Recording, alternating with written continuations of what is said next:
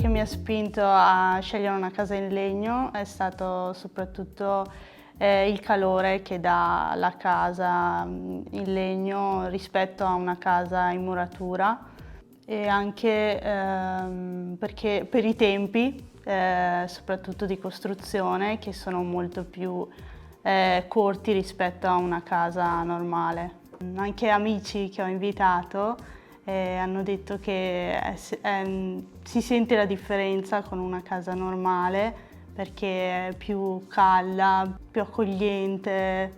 si sta meglio con la temperatura. Abbiamo scelto Creopuro perché innanzitutto per la vicinanza,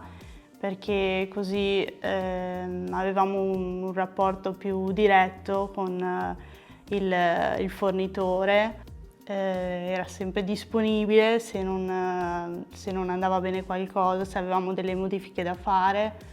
era più immediata la cosa essendo più vicini, insomma. Anche perché abbiamo contattato altri, però ci davano già dei modelli predefiniti di case, invece con Creopuro abbiamo potuto costruire da zero la nostra casa, farla proprio come la volevamo noi.